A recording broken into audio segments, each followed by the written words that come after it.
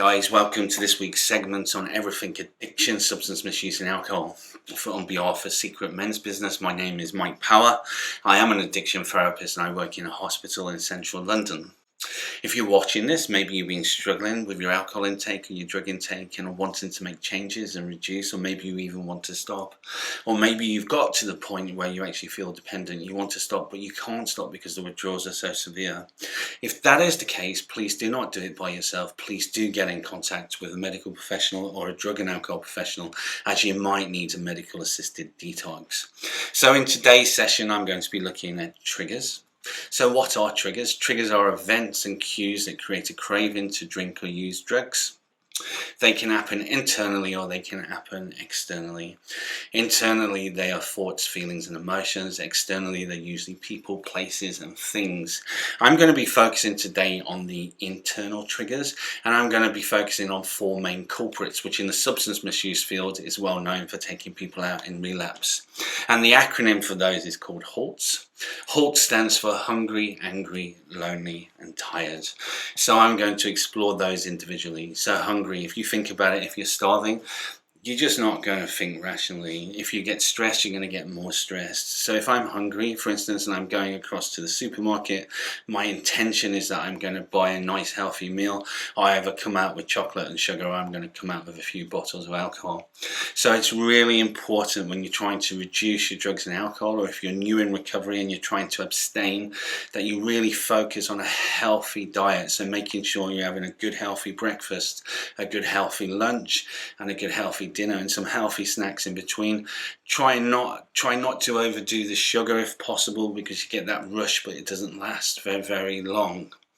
So let's move on to the angry. Well, if you're angry, well, it's well known that we're dysregulated when we're angry. It's tunnel vision, isn't it? If I'm angry and I'm tunnel vision, I'm going to go straight to the dealer. I'm going to get myself some drugs and I'm going to try and soothe that anger. So we need to look at other ways to manage that. So for instance, if I'm in a relationship, especially during the pandemic, we've been spending 24 hours a day together. My partner's getting on my nerves. I bust. I get angry. What I need to do is just remove myself from that situation. I need to go for a nice long walk and soothe myself. The important thing is that you don't pick up the phone to call the dealer, or you don't go across to the bottle shop and buy yourself alcohol. So keeping yourself regulated.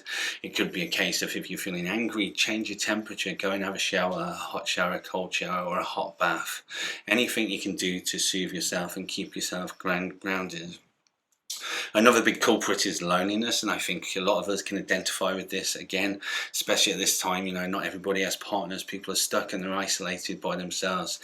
If I'm lonely, I'm going to start seeking connection, and part of that connection can happen by me first seeking drugs, which enables that connection to happen.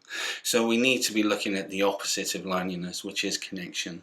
And I know it's really difficult in these times because we're isolated and we're in lockdown, but looking for good online resources and groups, looking for meetings. If you are abstaining from drugs and alcohol, 12-step fellowship meetings, AA, NA, CMA, looking at support groups online for mental health, making contact with friends, even if that is via telephone or Zoom, making sure that you're not isolated and lonely, because that is a big culprit towards relapse. And the final one is tired. Sleep hygiene is so important. I think especially when we're stuck at home all day, maybe we're not sleeping because we don't need to get up to go to the gym and we don't need to get up to go to work.